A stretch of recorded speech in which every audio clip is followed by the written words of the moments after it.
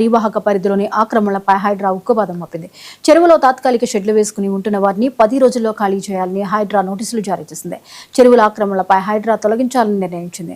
FTL buffer జోన్లో ఎలాంటి నిర్మాణాలు చేయకూడదన్న నిబంధనలను అతిక్రమించిన వారిపై చట్ట ప్రకారం చర్యలకు సిద్ధమయ్యామని హైడ్రా ఏడీ వర్లబాపై చెప్పారు.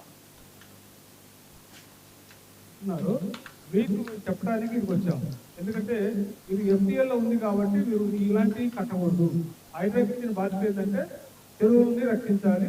చెరువులో పడుతుంది, చెరువులో ఇది ముస్లిం చెరువు ఒక చెరువు ఉంది.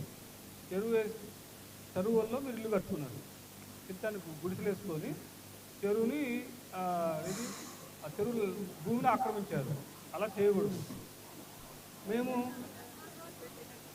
అలా చేయకూడదు. ఈ చెరువుని మనం హైడ్రా డెవలప్ చేస్తాం.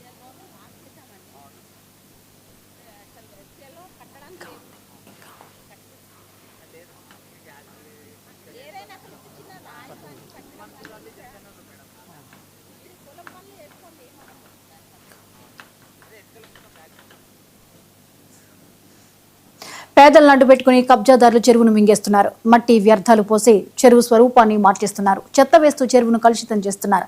6 నెలలుగా చెబుతున్నా వినకపోవడంతో నోటీసులు ఇచ్చినట్లు హైడ్రా ఏడీ చెప్పారు.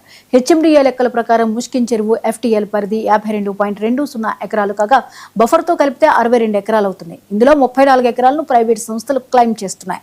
పైనీర్స్ సంస్థ 18 ఎకరాలు తమదంటూ వరద కాలువలను మూసేసి ప్రహరీ కడుతోందని స్థానికులు ఆరోపించారు. మేము హైడ్రా వచ్చిన తర్వాత ఆల్మోస్ట్ 1 year నుంచి రిక్వెస్ట్ చేస్తున్నాం. చాలా మీటింగ్లు పెట్టాము. మీరు కూడా మా ఆఫీస్కి వచ్చి ఉన్నారు, ఓనర్స్ అందరూ వచ్చారు. కానీ మీరు ఎక్కడికి గుర్తులేదు. తెలంగాణ